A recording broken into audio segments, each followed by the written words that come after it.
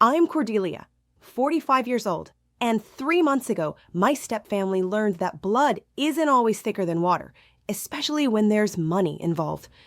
It started with a text from my stepbrother. Dad's will reading is Thursday. Don't bother coming. You're not mentioned anyway. I smiled as I typed back. Actually, I think I'll attend after all. What they didn't know was that I had already spoken with the attorney.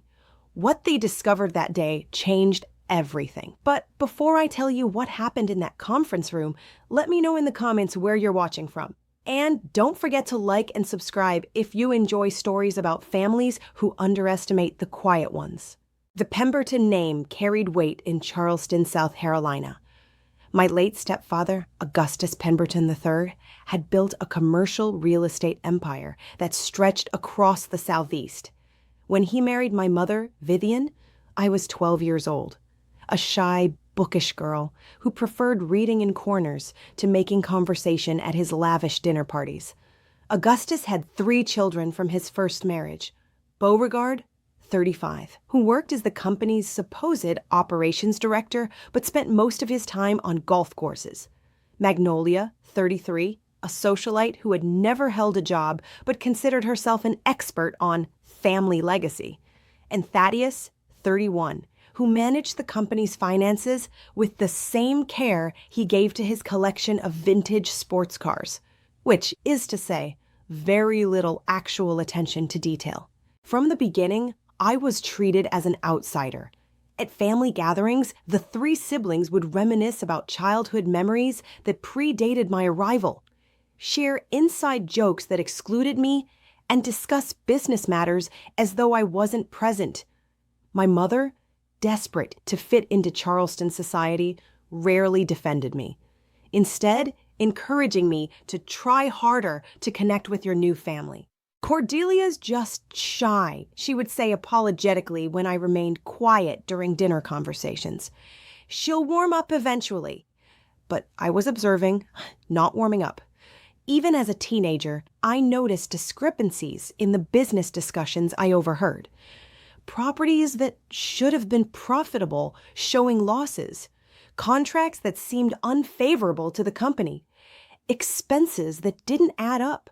When I mentioned these observations to Augustus, he would pat my head condescendingly. "You've got a sharp eye, little one," he'd say. "Maybe you'll work with numbers someday." His children found my questions amusing. Beauregard once laughed and said, "Look at our little accountant. Daddy, she's going to audit your business." The whole table erupted in laughter while I blushed and returned to my meal in silence. Despite their dismissive attitude, Augustus seemed to appreciate my intelligence. He paid for my education at an elite private school, then supported my studies at Duke University, where I earned degrees in both accounting and business law. During school breaks, he would sometimes take me to his office, explaining deals and showing me property assessments. "The others aren't interested in the nuts and bolts," he told me during one such visit. "They want the benefits without understanding how the machine works." After graduating summa cum laude, I joined a prestigious accounting firm in Atlanta rather than the family business. My stepfamily seemed relieved. At the annual Christmas gathering that year, Magnolia made a toast to Cordelia, who's found her own path. "We're so proud that you're making your mark in the big city." The subtext was clear. I had removed myself as potential competition for the family inheritance. For 15 years, I built my career methodically. I became a certified fraud examiner, earned my CPA, and eventually made partner at my firm. I specialized in forensic accounting, investigating financial crimes for major corporations. My stepfamily remained cordial but distant, treating me as the academic outsider who had chosen profession over family legacy. During those years, I watched from afar as the Pemberton real estate empire began showing cracks. Properties that should have been gold mines were underperforming. The company took on increasingly risky debt.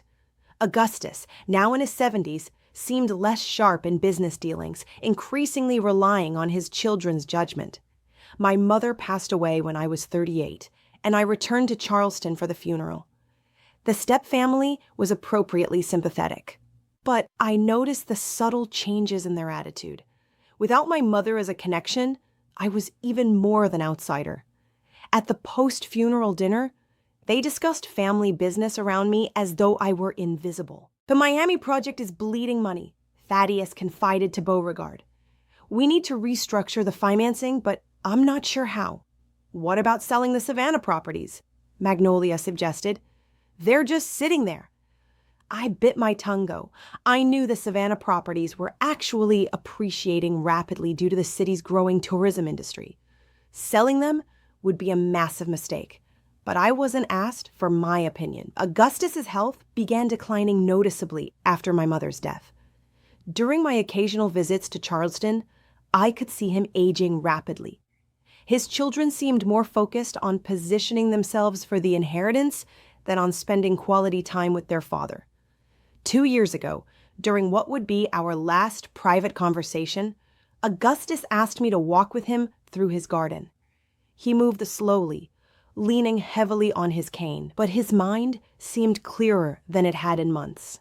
"Cordelia," he said, stopping beside his prized rose bushes, "you've always been the smart one. The others, they love the lifestyle more than the work." I wasn't sure how to respond, so I remained quiet. "I've been thinking about legacy lately," he continued. "What we leave behind. The name on the building doesn't matter if there's no foundation supporting it." He turned to look at me directly. "You understand money, don't you? How it works, where it comes from, how to make it grow?" "I understand businesses," I replied carefully. "How they succeed and how they fail." He nodded slowly. "The company books? Have you ever looked at them?" "No," I said honestly. "That wouldn't be appropriate." "But if you did look," he pressed gently, "what do you think you might find?" The question hung in the air between us. I met his eyes and saw something there. Concern, maybe even fear. "I think I might find problems," I said quietly. "Based on what I overhear at family dinners, there might be cash flow issues, over-leveraging, possibly poor record-keeping." He sighed deeply. "The others think business runs on charm and connections. They don't understand that numbers don't lie."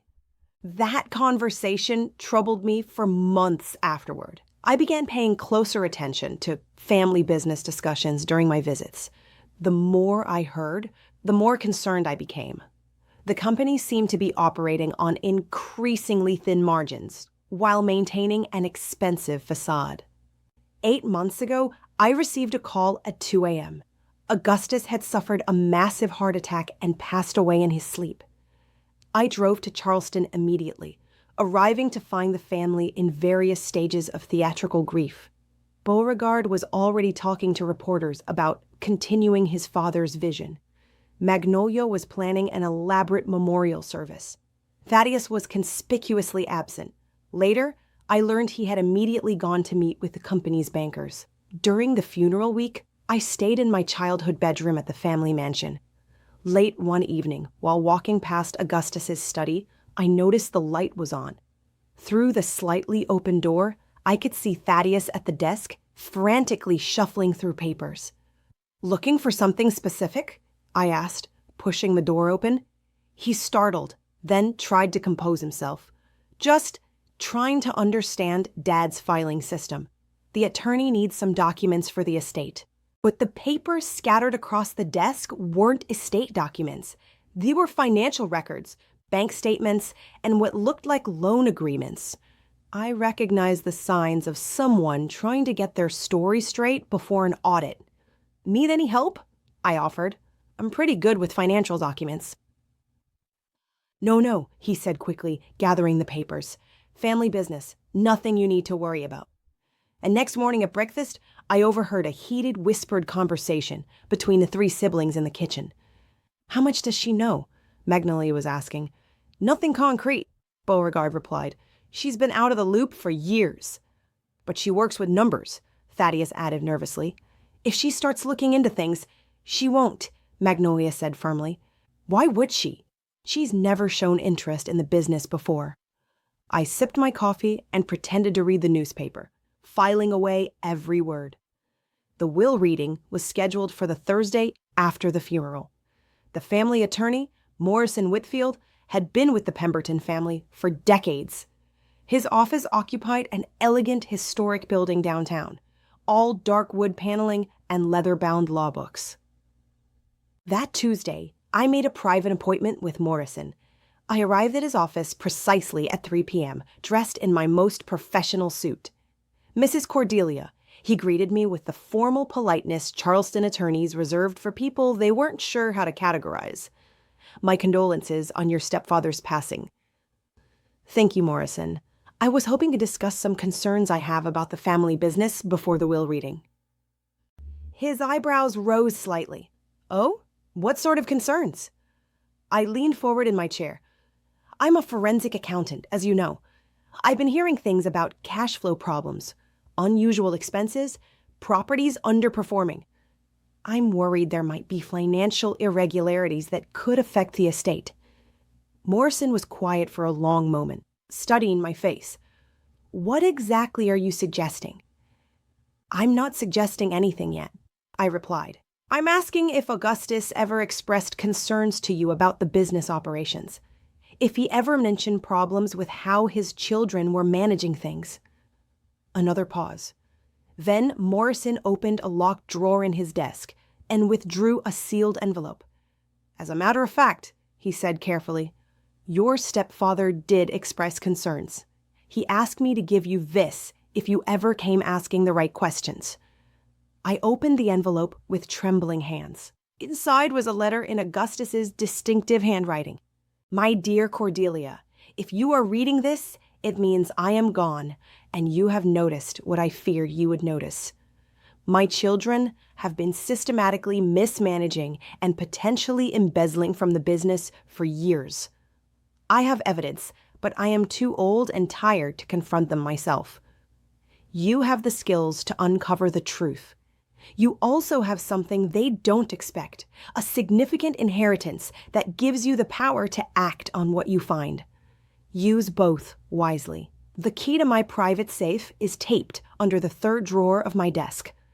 Everything you need is inside. I trust you to do what's right. Augustus. Morrison watched my face as I read. There's more, he said quietly. The will contains some surprises that your stepfamily isn't expecting. Augustus made significant changes 6 months before his death. What kind of changes? You'll find out Thursday with everyone else. But Cordelia, you might want to prepare yourself, and perhaps consider having your own attorney present. Justice.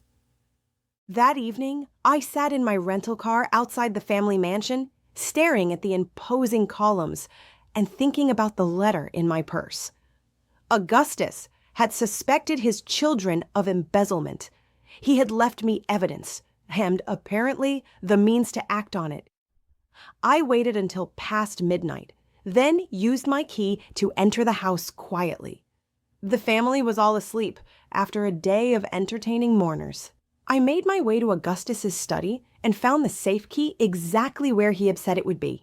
The safe contained a treasure trove of documentation, bank statements showing irregular transfers, invoices for work that was never completed, property sales recorded for far below market value to companies that upon closer inspection were owned by shell corporations linked to the Pemberton siblings, loan applications claiming income figures that didn't match the actual books.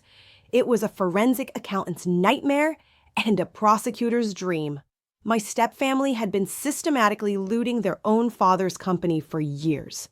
Based on the evidence, they had stolen over $3.2 million through various schemes. But Augustus had been clever. He had documented everything while seemingly remaining oblivious. He had even hired a private investigator to trace the shell companies back to his children. The entire case was laid out in meticulous detail. By dawn, I had photographed every document and compiled a preliminary analysis. The scope of the theft was breathtaking. They had been stealing from their own inheritance, apparently believing their father was too old to notice. Thursday morning arrived with typical Charleston humidity. I dressed carefully in a conservative navy suit and arrived at Morrison's office 15 minutes early. The rest of the family was already there. Clustered together on one side of the conference room, they looked confident, even smug. "Cordelia," Beauregard nodded as I entered. "Surprised to see you here." "Augustus was Wet's stepfather for 33 years, I replied mildly. "Of course I'm here." Magnolia was checking her manicure. "Well, this shouldn't take long. Daddy was always very straightforward about his intentions." Morrison cleared his throat and began reading. The will started conventionally enough. Small bequests to longtime employees, charitable donations, personal items distributed among family members. Then he reached the major provisions. "To my son Beauregard, I leave my golf clubs and the lessons he clearly needs to improve his game." Beauregard laughed uncomfortably. "Dad always said I needed work on my swing." "To my daughter Magnolia, I leave my collection of rare books, with the hope that she might actually read one." Magnolia's smile faltered slightly. "How thoughtful." "To my son Thaddeus, I leave my vintage car collection, since he's always preferred possessions to responsibilities." The three siblings exchanged glances. This wasn't going as expected. Morrison continued. "As for my business holdings and remaining estate, valued at approximately $47 million.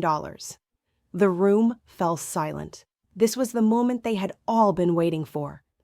"I leave everything to my stepdaughter, Cordelia, with the following conditions. She must assume control of Pemberton Holdings within 30 days and conduct a complete forensic audit of all business operations from the past 5 years. Any financial irregularities discovered during this audit must be reported to appropriate authorities, and restitution must be sought through all legal means available." The silence stretched for several heartbeats. Then chaos erupted. "That's impossible," Beauregard shouted, rising from his chair. "She's not even family." "There must be a mistake," Magnolia sputtered. "Daddy would never." "This is invalid," Thaddeus declared, though his face had gone pale. "We'll contest this immediately." Morrison held up his hand. "The will is ironclad. Augustus was very specific about his wishes and his reasoning. There's more." He continued reading. "I am aware that my biological children may be surprised by this decision. However, I have discovered evidence of systematic financial misconduct that has convinced me they are not fit to manage the family legacy. Cordelia has the professional skills and personal integrity necessary to uncover the truth and restore the honor of the Pemberton name." The room was dead quiet now. All three siblings stared at me as the implications sank in. "He knew," Thaddeus whispered. I finally spoke, my voice steady despite my racing heart. "The audit begins Monday morning. Morrison, I'll need complete access to all business accounts, records, and properties by close of business Friday." "You can't do this," Magnolia said, her voice shaking. "This is our family business, our inheritance." "Actually," I replied, standing and gathering my purse, "it's my business now, and I intend to run it properly." As I walked toward the door, Beauregard called after me. "You can't prove anything. Even if Dad thought something was wrong, you don't have evidence." I paused and turned back to face them. "Don't I?" The look of dawning horror on their faces told me they were beginning to understand just how much their father had discovered before his death. Over the weekend, I hired the best forensic accounting team in Atlanta and arranged for additional legal counsel specializing in corporate fraud. Monday morning, we descended on the Pemberton Holdings offices like a professional hurricane. The staff, most of whom had worked for Augustus for decades, were clearly relieved to see someone taking charge. The office manager, Mrs. Henderson, quietly pulled me aside. "Miss Cordelia, I'm so glad you're here. Things have been difficult since Mr. Augustus got sick. Nobody seemed to know what was happening with anything." The audit proceeded with surgical precision. Every document Augustus had hidden in his safe was verified and expanded upon. The shell companies were traced. The false invoices were identified. The property sales were investigated.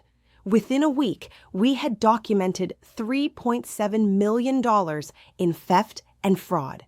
The evidence was overwhelming and meticulously documented. My stepfamily's panic was palpable. Beauregard called me daily, alternating between threats and pleas. Magnolia showed up at my hotel with tears in her eyes, begging me to remember we're family. Thaddeus tried a different approach, offering to make a deal if I would keep the matter private. "We can fix this," he said during one particularly desperate phone call. "We'll pay back whatever you think is missing. There's no need to involve the authorities." "The amount is $3.7 million, I informed him, plus interest and penalties. And it's too late about the authorities. I filed reports with the FBI, IRS, and State Attorney General yesterday. The legal proceedings moved swiftly. Faced with ironclad evidence and Augustus's meticulous documentation, all three siblings eventually pled guilty to various fraud and embezzlement charges.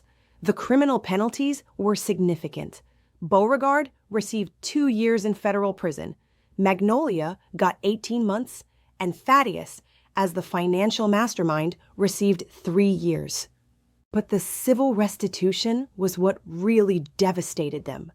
Beyond paying back the stolen money, they were liable for damages, interest, and legal fees.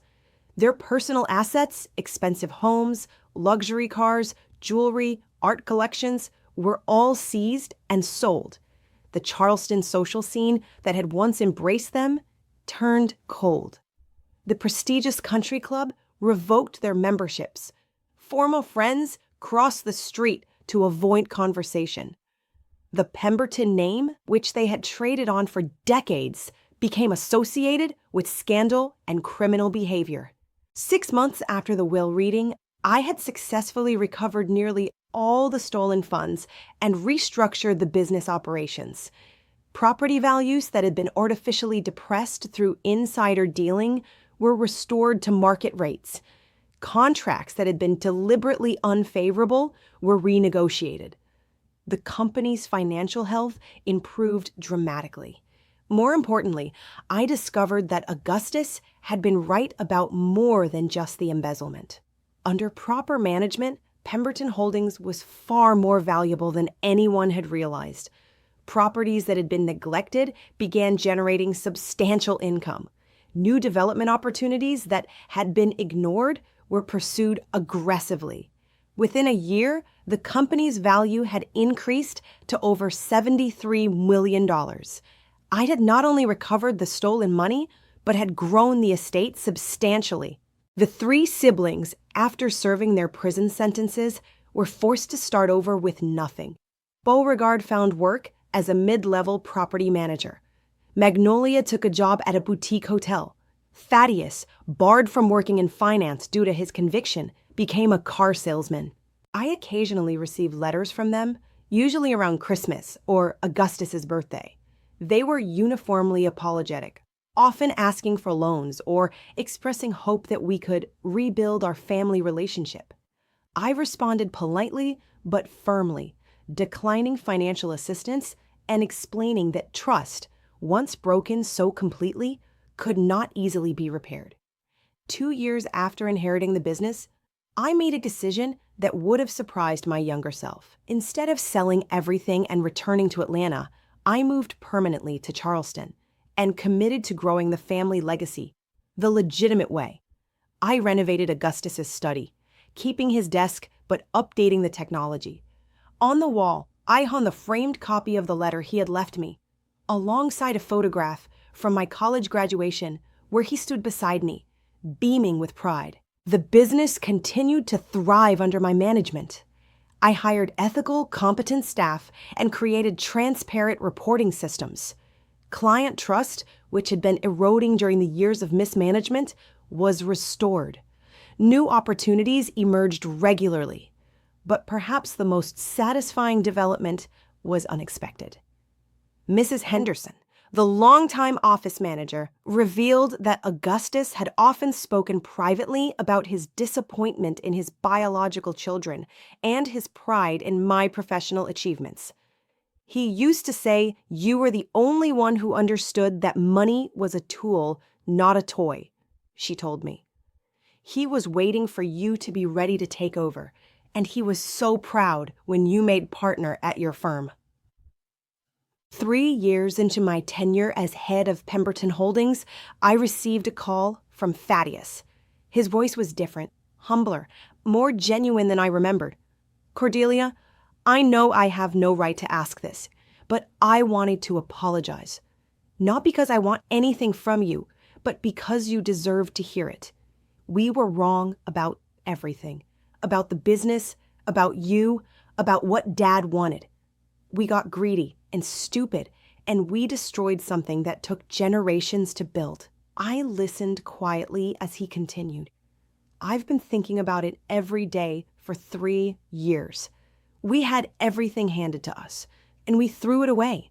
Meanwhile, you worked for everything you achieved, and when you inherited what we thought should be ours, you used it to build something even better. Dad was right to trust you instead of us. It was, I realized, the first genuine apology any of them had offered. Not an attempt to manipulate or negotiate, just an acknowledgement of the truth. Thank you for saying that, Thaddeus, I replied. I hope you're doing well. I'm doing better, he said. Prison was educational.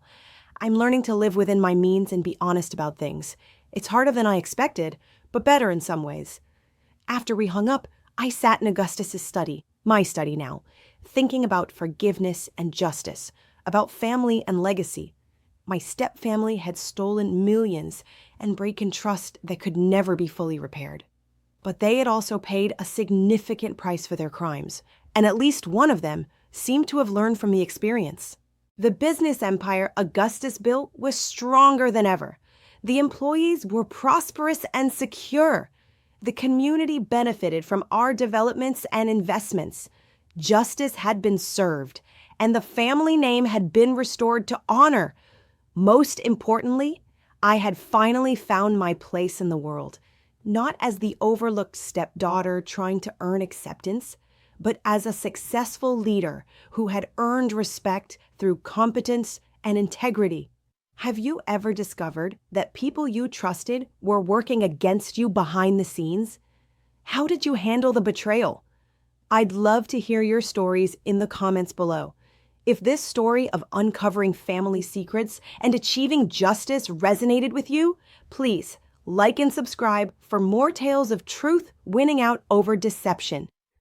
And don't forget to share this with someone who might need a reminder that sometimes the quiet observer sees everything that matters. Remember, the most powerful revenge isn't always dramatic. Sometimes it's simply becoming everything they said you couldn't be and succeeding where they failed. 5 years had passed since the will reading that changed everything. Pemberton Holdings had not only recovered from my stepfamily's embezzlement, but had grown into one of the most respected real estate development companies in the Southeast. I had established myself as a formidable businesswoman in my own right, no longer defined by my relationship to Augustus, but by my own achievements. The Charleston Business Journal had featured me on their cover as Executive of the Year. The state governor had appointed me to serve on the Economic Development Council. I had even been invited to speak at my old business school about ethical leadership and corporate governance. But success, I discovered, could sometimes bring unexpected complications. It was a rainy Tuesday morning in October when my assistant, Jennifer, knocked on my office door with an unusually troubled expression. "Mrs. Pemberton, there's someone here to see you. She doesn't have an appointment, but she says it's about your family. Her name is Evangeline Morrison." The name meant nothing to me, but something in Jennifer's tone suggested this wasn't a routine business call. "Send her in," I said, closing the quarterly reports I had been reviewing. The woman who entered my office was perhaps 60 years old, impeccably dressed in the understated way that signaled old Charleston money. Her silver hair was pulled back in an elegant chignon, and she carried herself with the confidence of someone accustomed to being taken seriously. "Mrs. Pemberton," she said, extending a well-manicured hand, "thank you for seeing me without notice. I'm Evangeline Morrison. I was your stepfather's business partner in several ventures over the years." I gestured for her to sit in one of the leather chairs facing my desk. "I don't recall Augustus mentioning you, Mrs. Morrison. What kind of ventures?" She smiled slightly, expression that didn't quite reach her eyes. "Please, call me Evangeline, and that's precisely why I'm here. Your stepfather and I had what you might call off-the-books arrangements. Nothing illegal, you understand, but private investments that he preferred to keep separate from his main business operations." A warning bell began ringing in my mind. In 5 years of thoroughly investigating Augustus's business dealings, I had found no trace of any partnerships with an Evangeline Morrison. "I see," I said carefully. "What exactly did these arrangements involve?" Evangeline reached into her expensive handbag and withdrew a leather portfolio. "Land acquisitions, primarily. Your stepfather and I identified undervalued properties throughout the region, purchased them through limited liability companies, then sold them at significant profits once development opportunities arose." She opened the portfolio and slid several documents across my desk. They appeared to be property deeds, partnership agreements, and bank statements. These transactions generated approximately $8.3 million in profits over the past 15 years, she continued. Augustus's share was 60%, mine was 40%. When he passed, I naturally assumed his estate would honor our agreements and arrange for the appropriate distributions. I picked up the documents and began examining them. The paperwork looked legitimate. Proper legal formatting, notarized signatures, even what appeared to be Augustus's distinctive handwriting on several pages. But something felt wrong. "Mrs. Morrison," I said, still studying the papers, "these documents suggest a level of business relationship that I find surprising, given that Augustus was quite meticulous about his record-keeping. Why don't these partnerships appear in any of his files?" "As I mentioned, these were private arrangements," she replied smoothly. "Augustus was concerned about potential conflicts of interest with some of his other business relationships. We used separate legal counsel and banking facilities to maintain complete discretion." The documents showed properties purchased between 2008 and 2022, with sale proceeds deposited into accounts I had never seen before. If authentic, they represented a significant hidden asset of Augustus's estate, one that would legally belong to me as his heir. But my forensic accounting training had taught me to be skeptical of convenient discoveries, especially ones that surfaced years after someone's death. "This is quite a substantial amount," I observed. "According to these records, Augustus's share of the current undistributed profits would be approximately $5 million. You're suggesting this money is sitting in accounts somewhere, waiting to be claimed?" Evangeline nodded earnestly. "Exactly. The funds are currently held in escrow pending resolution of the estate matters. I had hoped we could work together to complete the remaining transactions and distribute the proceeds appropriately." I set the documents down and leaned back in my chair. "I'll need time to review these materials thoroughly and verify the information with my attorneys and accountants." "Of course," she said quickly, "but I should mention that there are time-sensitive elements involved. Several of the properties we acquired are currently under purchase contracts with developers, and those contracts have specific closing deadlines. If we don't act within the next 30 days, we could forfeit significant profits." The pressure tactics were subtle but unmistakable. Create urgency. Suggest substantial losses if action isn't taken immediately. Appeal to greed. It was a textbook approach that made my suspicions crystallize into near certainty. "Mrs. Morrison," I said, maintaining a pleasant but professional tone, "I appreciate you bringing this to my attention. However, Given the complexity of these arrangements and the amounts involved, I'll need to conduct a thorough due diligence process before any decisions can be made. Her composure faltered slightly. Surely that's not necessary for simple partnership distributions. These are straightforward business transactions. Perhaps, I agreed. But in my experience, when something involves millions of dollars and surfaces unexpectedly years later, thorough verification is always wise. I stood, signaling the end of our meeting. I'll have my team review everything carefully. If these partnerships are legitimate, we'll certainly honor Augustus's commitments. I'll be in touch within 2 weeks. Evangeline gathered her papers with visible reluctance.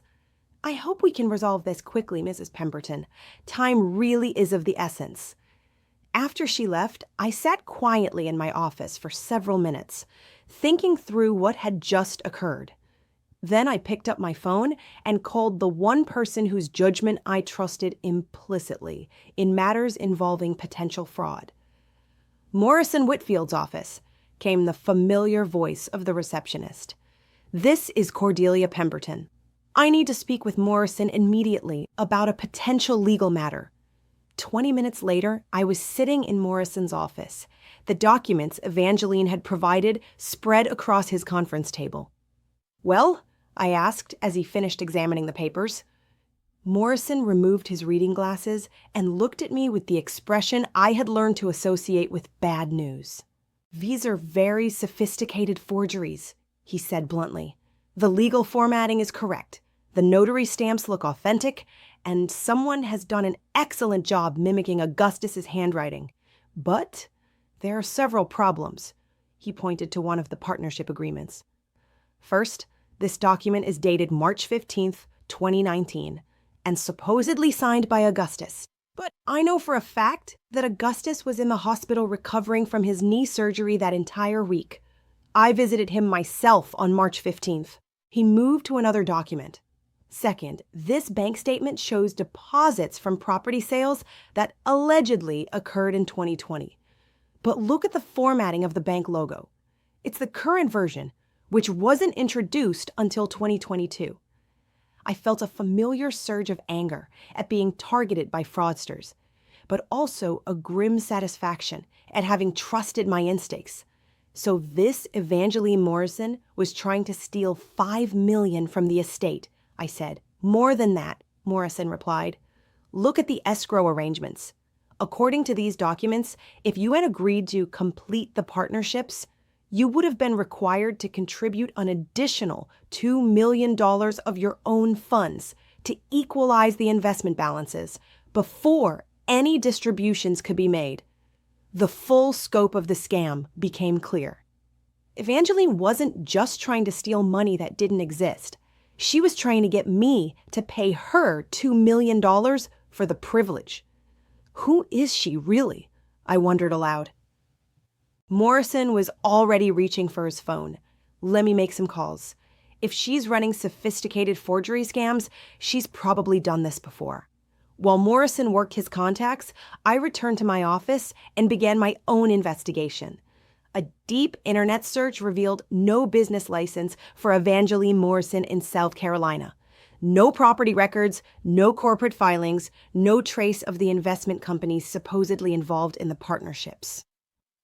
But I did find something interesting. A news article from Savannah, Georgia, dated 3 months earlier. Local woman charged with elder fraud in $400,000 investment scheme.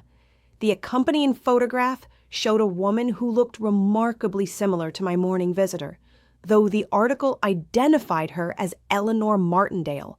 My phone rang. It was Morrison. I found her, he said without preamble. Her real name is Eleanor Martindale, though she's used at least 4 other aliases in the past decade. She targets heirs of wealthy individuals, claiming their deceased relatives had secret business partnerships. She's been arrested twice, but managed to avoid serious jail time through plea agreements. How did she know so much about Augustus? I asked. That's the clever part, Morrison explained. She studies obituaries and estate filings. then researches the deceased person's business history through public records. She creates fake partnerships that sound plausible based on their known interests and activities. I felt both angry at being targeted and oddly impressed by the thoroughness of the scam. "What do we do now?" "We call the FBI," Morrison said firmly. "This is interstate wire fraud. And given the amounts involved, it's a serious federal crime. Plus, if she's targeting other heirs in the region, we might be able to stop her before she succeeds elsewhere." The next morning, I met with Special Agent Rebecca Torres of the FBI's White-Collar Crime Unit. Agent Torres was younger than I had expected, but radiated competence and determination. "Mrs. Pemberton, you did exactly the right thing by being suspicious," she told me. "Eleanor Martindale has been on our radar for months. We believe she's attempted similar schemes in at least 6 states, always targeting recent heirs to substantial estates." "How much has she stolen?" I asked. "We're still investigating, but we estimate at least $1.2 million over the past 3 years. The problem is proving the cases. She's very good at selecting victims who are either too embarrassed to report being scammed or who believe they might actually have lost out on legitimate investments." Agent Torres explained that they had been trying to build a case against Eleanor for months, but needed evidence of her actively attempting fraud to make arrests.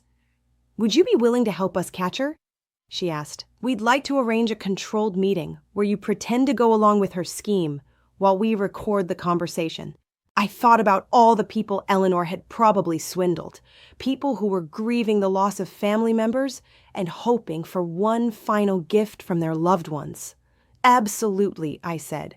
The plan was straightforward. I would call Eleanor and tell her that my attorneys had completed their review and found everything in order. We would arrange to meet to finalize the partnership distributions, ostensibly to transfer the $2 million she was demanding and receive the $5 million she was promising. The meeting was scheduled for the following Friday at a downtown hotel's business center.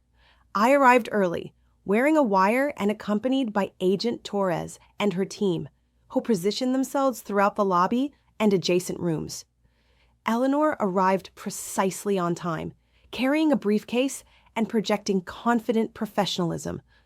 She had no idea that every word of our conversation was being recorded by federal agents. "Mrs. Pemberton," she said, settling into a chair across from me, "I'm so pleased we could resolve this matter quickly. Time was truly of the essence." "Yes," I agreed. My attorneys completed their review and confirmed that everything appears to be in order. "I've brought the cashier's check for the $2 million investment balance you mentioned." I slid an envelope across the table. Eleanor opened it eagerly, examining the check, which was, of course, fake. "Perfect," she said, "and I have the documentation to complete the escrow releases." She opened her briefcase and began removing papers. "Once you sign these transfer agreements, the $5 million will be wired to your account within 24 hours.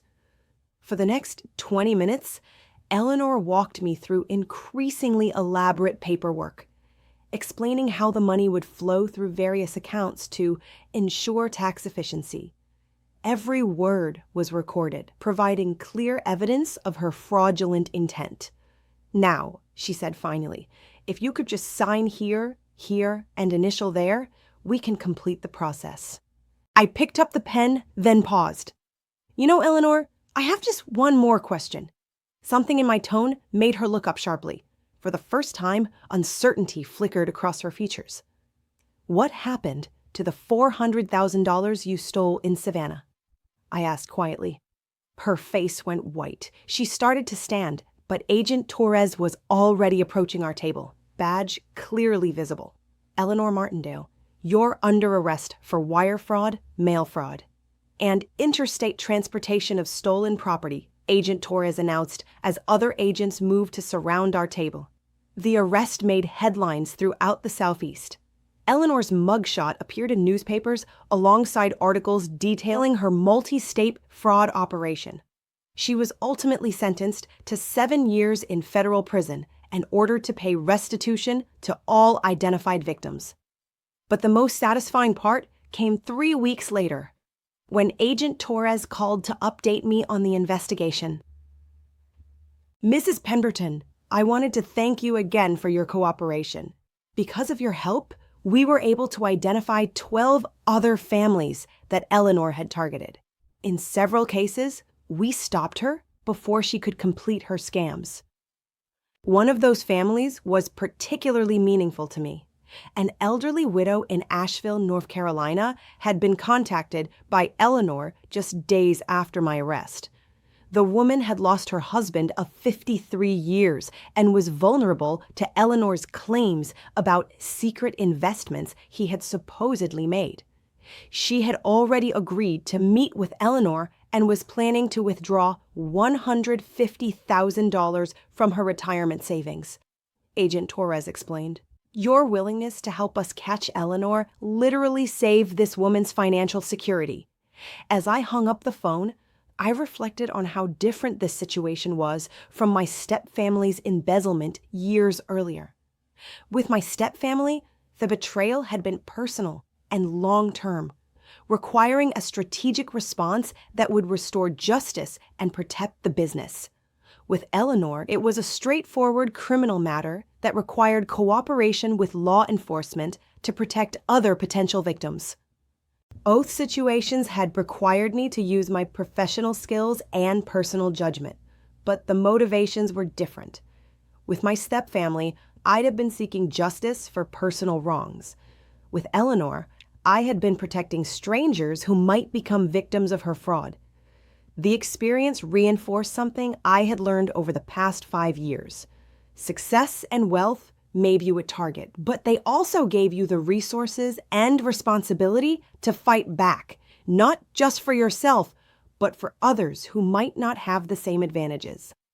6 months later, I established the Augustus Pemberton Foundation for Financial Literacy, funded with $2 million from the company's profits. The foundation provides education about financial fraud prevention, particularly targeting elderly individuals and recent heirs who might be vulnerable to scams like Eleanor's. The foundation's first major initiative was a series of seminars throughout the Southeast, teaching people to recognize the warning signs of inheritance fraud.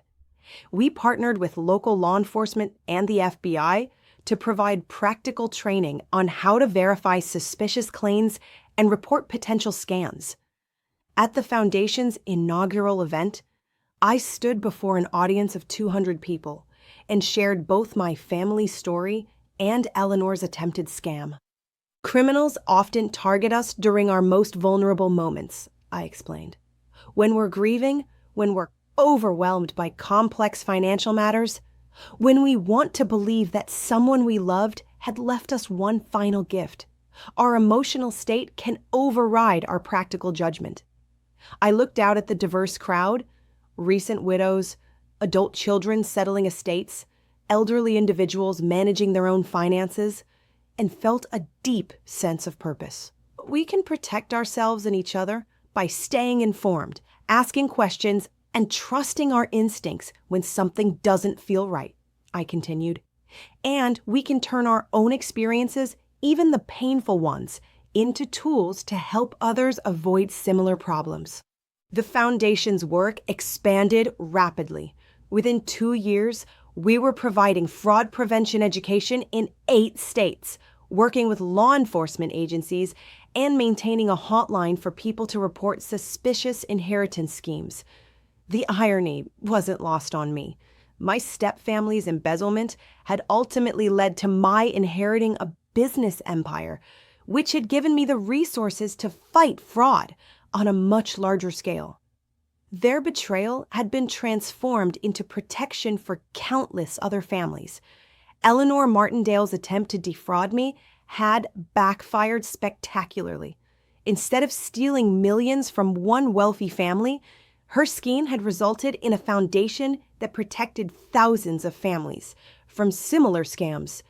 As I often told the Foundation's donors and volunteers, sometimes the best revenge against those who would exploit others is to ensure they can never succeed again. Have you or someone you know ever been targeted by inheritance scams or financial fraud? What warning signs did you notice? Share your experiences in the comments to help protect others from these sophisticated schemes. And don't forget to like and subscribe for more stories about turning personal challenges into opportunities to help others. Together, we can make it harder for criminals to prey on families during their most vulnerable moments.